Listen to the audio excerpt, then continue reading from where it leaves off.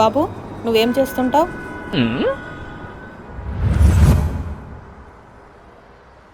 బాబు నువ్వేం చేస్తుంటావు? ఏ బాబు ఏం చేస్తుంటావు? ఏంటి నన్ను అందరూ అలా ఆడుతున్నారని ఆలోచిస్తున్నారా? ఎందుకంటే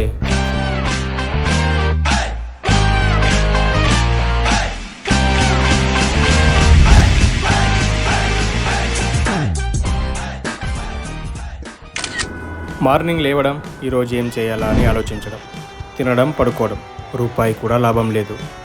జోబీలో రూపాయి కూడా లేకపోతే మనకు వాల్యూ ఉండదు. నాలాగే చాలామంది ఉద్యోగాలు లేక, లైఫ్లో ఏం చేయాలో క్లారిటీ లేక అందరితో నలుగురిలో అవమానపడుతూ ఉంటారు. నిజానికి నిరుద్యోగం అంటే ఉద్యోగం లేకపోవడం కాదు, ఏ ఉద్యోగం చేయాలో తెలియకపోవడం.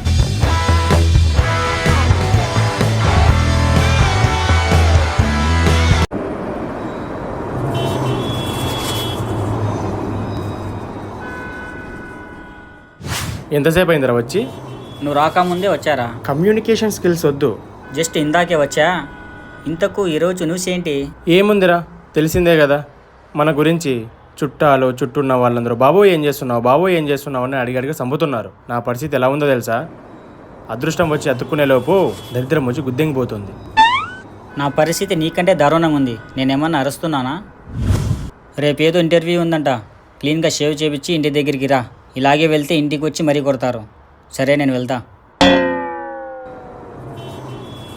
వీడికి రాను రాను కమ్యూనికేషన్ స్కిల్స్ ఎక్కువైపోయాయి ఎదవకి. మరీ క్లీన్ షేవ్ అంటే దరిద్రంగా ఉంటాము, ఇలాగే ఉండనిద్దాంలే, ఏమవుతుంది.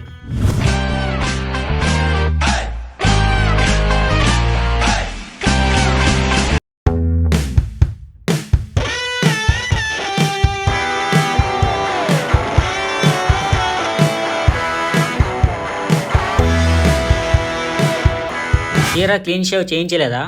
అలవాటైపోయిందిరా, ఇది లేకపోతే ఎలానో ఉంటుంది. వద్దురా సిద్ధ, కొట్టుకుంటా గుద్దా అంటే ఎవరు మాత్రం ఏం చేస్తారు? సరే పదా. ఎదవకి కమ్యూనికేషన్ స్కిల్స్ ఎక్కువైపోయాయి. ఎక్కెళ్దాం.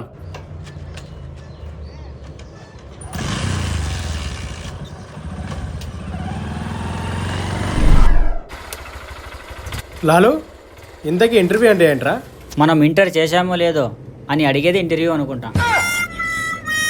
ఓరే, నువ్వు ఇంతకీ ఇంటర్ ఎలా పాస్ అయ్యావరా? నువ్వు ఎలా పాస్ అయ్యావో నేను కూడా అలాగే పాస్ అయ్యాను. చూసింది చాలు కానీ ఇంటర్వ్యూకి లేట్ అయితే ఎగ్గిచ్చి తంటారు. వెళ్దాం పదా. నేను ఏదో జన్మలో ఏదో పాపం చేసింటారా, అందుకే ఈ జన్మకు నువ్వు నాకు ఫ్రెండ్గా దొరికావు.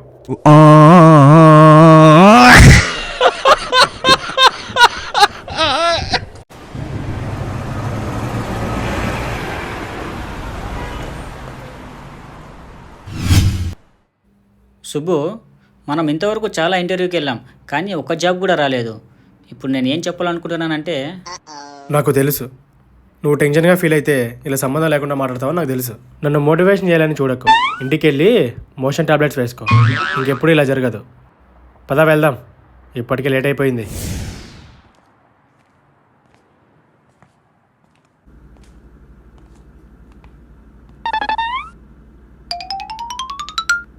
మనం ఇద్దరమే వచ్చామనుకుంటా. చూస్తూనే అలానే ఉంది. ముందు నువ్వు వెళ్ళరా, తర్వాత నేను వస్తా. సరేరా. రే ఆల్ ద బూస్ట్ రా. నీ అబ్బా, ఆల్ ది బూస్ట్ కాదు, ఆల్ ది బెస్ట్ రా. అది సింగిల్గా ఎందుకు, ఇద్దరు వెళ్దాం రా. అలా వెళ్ళొచ్చో లేదో రా. ఏం కాదు రా.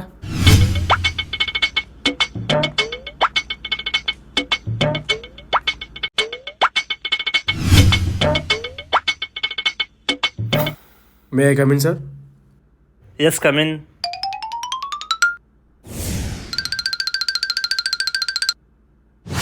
సో మీ గురించి చెప్పండి. గుడ్ మార్నింగ్ సార్, నా పేరు సుభాన్. నేను రీసెంట్గా ఎంసీఏ కంప్లీట్ చేశాను. నేను ఏ పనైనా త్వరగా నేర్చుకుంటాను. నాకు క్రికెట్ అంటే చాలా ఇష్టం సార్. గుడ్ మార్నింగ్ సార్, నా పేరు లాలు. నేను కూడా ఎంసీఏ కంప్లీట్ చేశాను. చాలా ఇంటర్వ్యూకి వెళ్ళాను కానీ ఒక్క జాబ్ కూడా రాలేదు. ఎందుకు రాలేదని ఆలోచిస్తుంటాను. Very good. మీ పేరెంట్స్ ఏం చేస్తుంటారు? వ్యవసాయమే సార్. వ్యవసాయమే సార్. మరి మీరెందుకు వ్యవసాయం చేయట్లేదు? సార్, అలా చేయాలని ఆలోచన ఉంటే ఇంటర్వ్యూకి ఎందుకు వస్తాం? వ్యవసాయం చేస్తే సొసైటీలో ఎక్స్పెక్ట్ ఉండదు, ఇక పిల్లని ఇవ్వరు. అదే జాబ్ అనుకోండి, మీలా ఏసీలో ఉంటూ సిస్టమ్ ముందు కూర్చుంటే ఎక్స్పెక్ట్ వస్తుంది, పిల్లని కూడా ఇస్తారు. నువ్వు తప్పుగా ఆలోచిస్తున్నావు. మీ పేరెంట్స్ నిన్ను వ్యవసాయం చేసే చదివించారు. అలాంటిది నువ్వు ఈరోజు వ్యవసాయం చేయడానికి ఇబ్బంది పడుతున్నావు. సార్, మా పేరెంట్స్ నన్ను వ్యవసాయం చేసే చదివించారు, కానీ చదివించింది వ్యవసాయం చేయడానికి కాదు కదా. నాకు మీరు చెప్పింది అర్థమైంది. మా ఇద్దరికి వ్యవసాయం చేయడం అంటే చాలా ఇష్టం. మేము కూడా మీలాగే వ్యవసాయం చేస్తే జీవితంలో ఎదగలేమనే ఈ ఉద్యోగానికి వచ్చాం. ఇక్కడ డబ్బుంది కానీ సంతోషం లేదు. ప్రపంచంలో ఉద్యోగాలు కొన్ని కోట్లలో ఉన్నాయి, కానీ ఆ కోట్ల మందికి కూడా అన్నం పెట్టే రైతు మాత్రం రైతు అవ్వడానికి ఇబ్బంది పడుతున్నారు. మీలో మాకు ఒక రైతు కనిపిస్తున్నారు. మీరు ఎంతో మందికి ఆదర్శంగా నిలుస్తారు. మీరు ఇక్కడ పని చేస్తే జీతం మాత్రమే తీసుకోగలరు. అదే ఒక రైతుగా మారితే జీవితం కూడా ఉంటుంది. మీరు ఒక రైతు కుటుంబం నుంచి వచ్చారు కాబట్టి చెప్తున్నాం. సరే సార్, మేము వెళ్ళొస్తాం.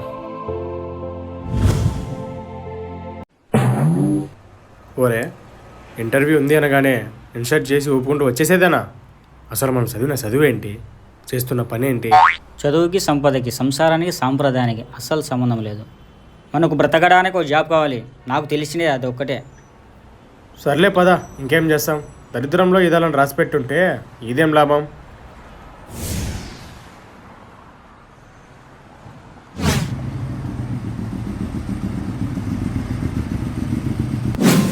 నువ్వు తప్పుగా ఆలోచిస్తున్నావు. మీ పేరెంట్స్ నిన్ను వ్యవసాయం చేసే చదివించారు. అలాంటిది నువ్వు ఈరోజు వ్యవసాయం చేయడానికి ఇబ్బంది పడుతున్నావు. మీలో మాకు ఒక రైతు కనిపిస్తున్నారు. మీరు ఎంతో మందికి ఆదర్శంగా నిలుస్తారు. మీరు ఇక్కడ పని చేస్తే జీతం మాత్రమే తీసుకోగలరు. అదే ఒక రైతుగా మారితే జీవితం కూడా ఉంటుంది. మీరు ఒక రైతు కుటుంబం నుంచి వచ్చారు కాబట్టి చెప్తున్నాం.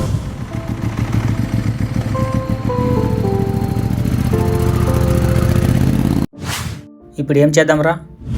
ఇప్పటి వరకు మనం చాలా ఇంటర్వ్యూస్కి వెళ్ళాం, ఒక్కటి కూడా రాలేదు.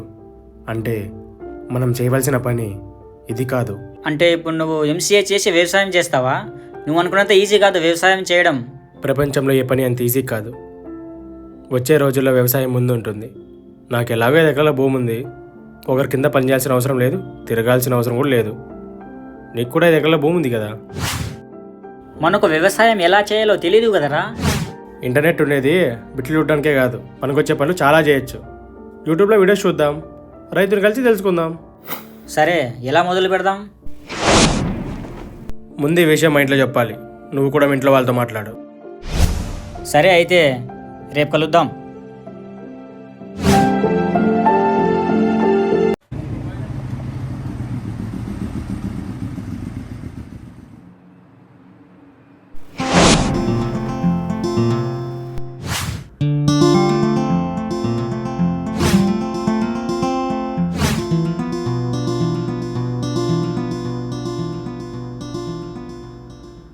అమ్మా, చెప్పరా చెప్పరా అమ్మా, నీకు విషయం చెప్పాలి. చెప్పరా అమ్మా, అది ఏంటో చెప్పరా, నసుకుతున్నావు? అమ్మా, అది నేను వ్యవసాయం చేయాలనుకుంటున్నానమ్మా. ఏంటి వ్యవసాయం చేస్తావా? చదివిచ్చిండేది మీ నాన్న ఉద్యోగం చేసుకుంటావని, వ్యవసాయం చేస్తావని కాదు. అందరూ ఉద్యోగం చేయాలనుకున్న వాళ్ళే, కానీ నాన్న లాంటి వాళ్ళు ఇంకా వ్యవసాయం చేస్తున్నారు కాబట్టే మనమందరం అన్నం తింటున్నాం, లేదంటే గడ్డి తినాలి. నీరు నీరు నీరు రైతు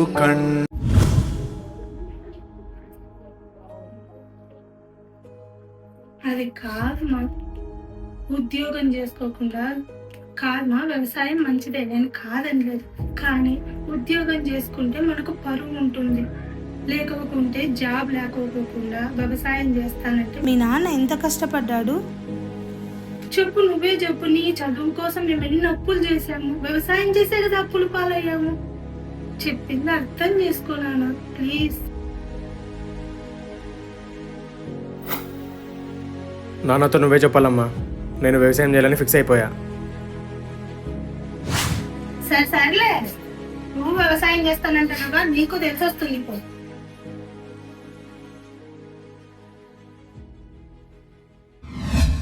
ఇంట్లో మాట్లాడినావా? ఏమన్నారు? ఓకేరా, కానీ ఎలా స్టార్ట్ చేయాలో అర్థం కావట్లేదు. మరి నిన్న అంతగా మాట్లాడినావు కదరా? అది నిన్నారా? నీకు ఒక విషయం చెప్పాలరా. చెప్పురా. నీకు రమేష్ గుర్తున్నాడా? గుర్తున్నాడు. రమేష్ వ్యవసాయం చేస్తున్నాడంటారా. వాడిని కలిస్తే వ్యవసాయం గురించి తెలుసుకోవచ్చు. అది చెప్పు ముందు గాడిద, వచ్చినప్పుడు నుంచి సోది మాట్లాడుతాను. పద వెళ్దాం.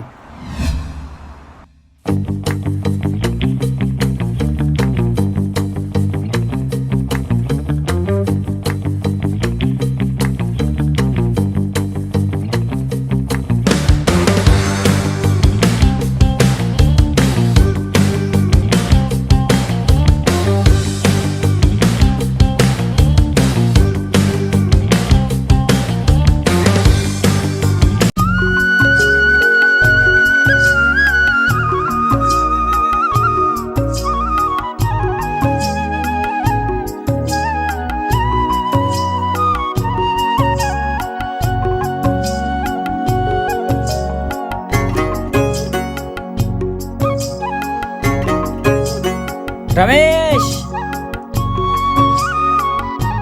లాలు,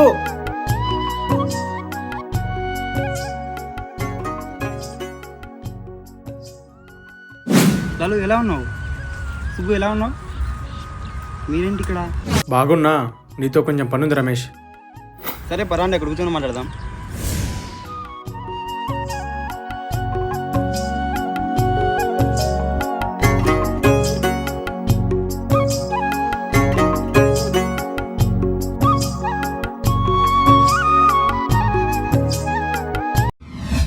చెప్పు సుబ్బు, ఏంటో? రమేష్, మేము కూడా వ్యవసాయం చేయాలనుకుంటున్నాం, కానీ ఎలా చేయాలో తెలియదు. నువ్వే మాకు అన్ని విషయాలు నేర్పించాలి. రేయ్, నేనంటే పెద్దగా చదువుకోలేదు, మీరిద్దరు బాగానే చదువుకున్నారు కదా. రమేష్, ఫ్యూచర్లో వ్యవసాయానికి మంచి డిమాండ్ ఉంటుంది. వ్యవసాయం కష్ట నష్టాలతో కూడిన పనే, మాకు తెలుసు. అందరూ ఉద్యోగాలు చేయాలనుకున్న వాళ్ళే, కానీ వ్యవసాయం చేయాలని ఎవరు అనుకోరు, కోరి వచ్చాము. రైతు అవ్వడానికి, వ్యవసాయం చేయడానికి. రైతు అంటే దేశానికి రాజు అవ్వడానికి వచ్చారు. సంతోషం. మీరిద్దరూ కాళ్ళకున్న చెప్పులు వదిలి నేల మీద నిలవండి.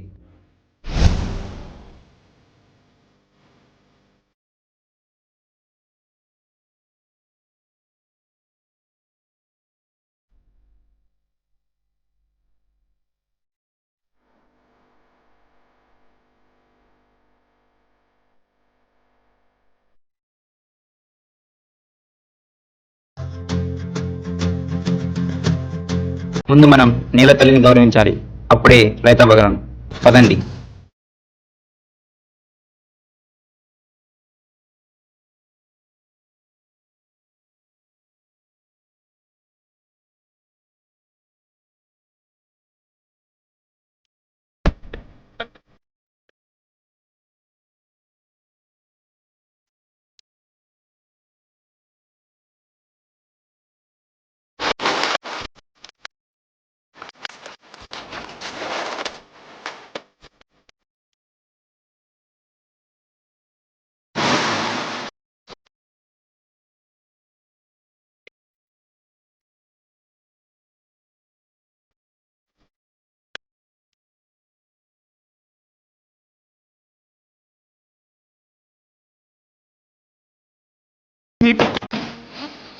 రైతుకు ఒక సిగ్నేచర్ ఉంది, తెలుసు కదా?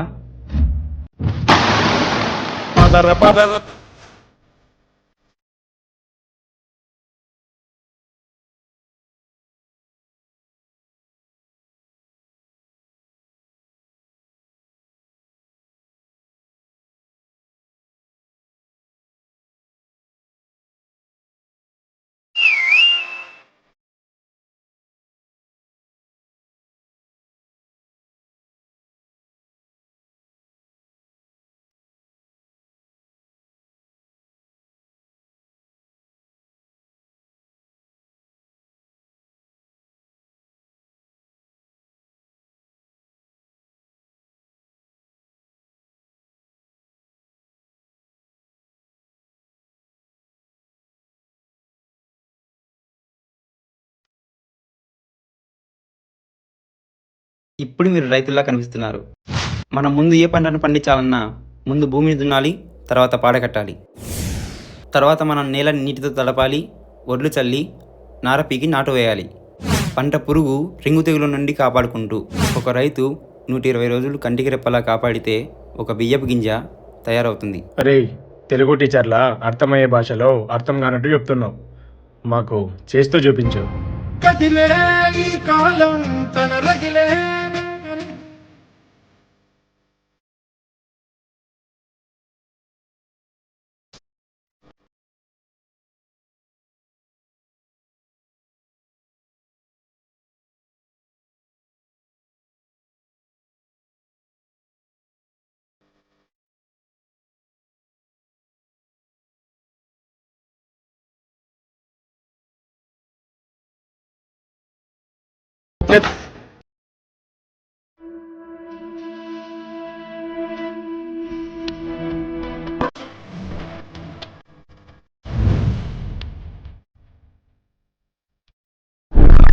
ఇప్పుడు మన ప్లాన్ ఏంటి? రైతు అనేవాడిని లేకుండా చేయాలి. అది ఎలా? మనం ఆర్టిఫిషియల్గా తయారు చేస్తున్న రైస్ సేల్ అవ్వాలన్నా, మన కంపెనీ గ్రోత్ అవ్వాలన్నా రైతులు పంటలు పండించకూడదు, లేదా రైతు అనేవాడే ఉండకూడదు. ఇప్పటికే 60% రైతులు పంటలు పండించడం లేదు. బికాజ్ వర్షాలు లేక, వ్యవసాయం చేసే ఓపిక లేక.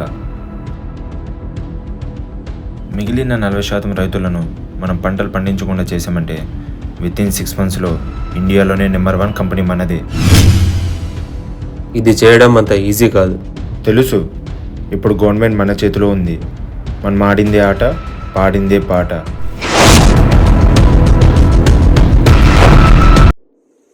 థ్యాంక్ యూ రమేష్, నీ వల్లే మేము వ్యవసాయం నేర్చుకున్నాం. అదేం పర్లేదు. ఇంకా ఏమైనా డౌట్స్ ఉంటే కాల్ చేయండి. వెళ్ళొస్తా.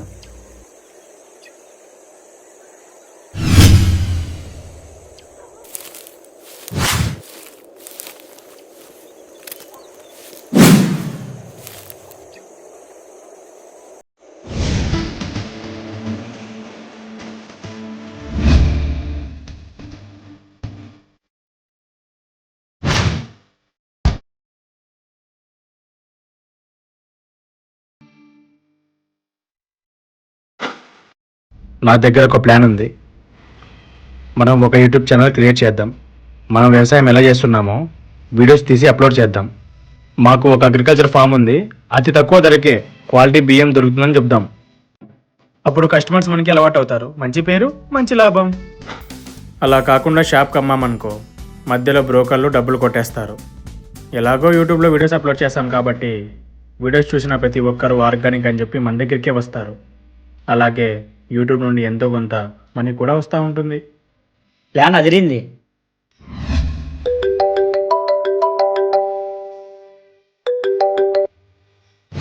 వస్తున్నా. సరే, నేను ఇలా బయటికి వెళ్ళొస్తా. సరే, త్వరగా వచ్చేసి. సరే, వచ్చేస్తా.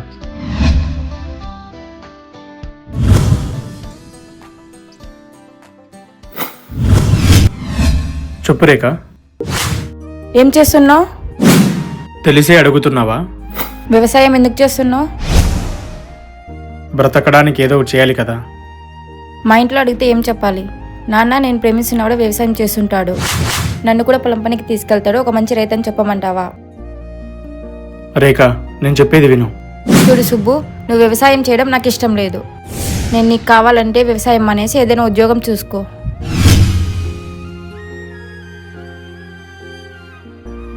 ప్రేమలో బాధ విడిపోవడం కంటే వదిలిపోతున్నప్పుడు ఎక్కువ.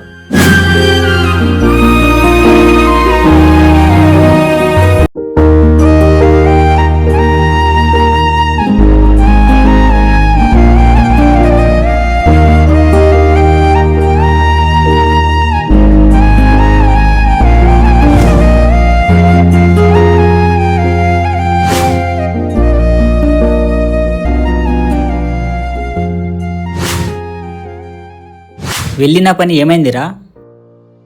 వెళ్ళిపోయిందిరా. ఏమైంది? మళ్ళా చెప్తాలే. సరే, యూట్యూబ్ ఛానల్ ఎప్పటి నుంచి స్టార్ట్ చేద్దాం? నీ ఇష్టం. లేట్ ఎందుకు? రేపటి నుంచి స్టార్ట్ చేద్దాం. సరే అయితే. సరే, ఇంటికి వెళ్దాం పదా, రేపు కలుద్దాం. మా ఇంట్లో అడిగితే ఏం చెప్పాలి? నాన్న నేను ప్రేమిస్తున్నవాడు వ్యవసాయం చేస్తుంటాడు, నన్ను కూడా పొలం పనికి తీసుకెళ్తాడు, ఒక మంచి రైతు అని చెప్పమంటావా? చూడు సుబ్బు, నువ్వు వ్యవసాయం చేయడం నాకు ఇష్టం లేదు. నేను నీకు కావాలంటే వ్యవసాయం మానేసి ఏదైనా ఉద్యోగం చూసుకో. ఇల్లు ఇల్లాలు పిల్లలు ఈ నెల 12న ప్రారంభం. సోమవారం నుండి శనివారం వరకు రాత్రి 7:30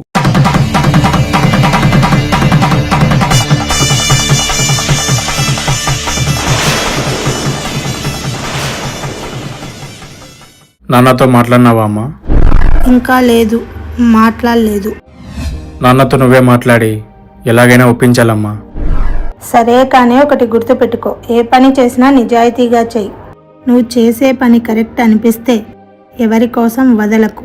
చేసే పని మీద నమ్మకం ఉంటే గెలుపు తలుపు దగ్గరే ఉంటుంది. నువ్వు ఎప్పుడు తలుపు తీస్తావా అని.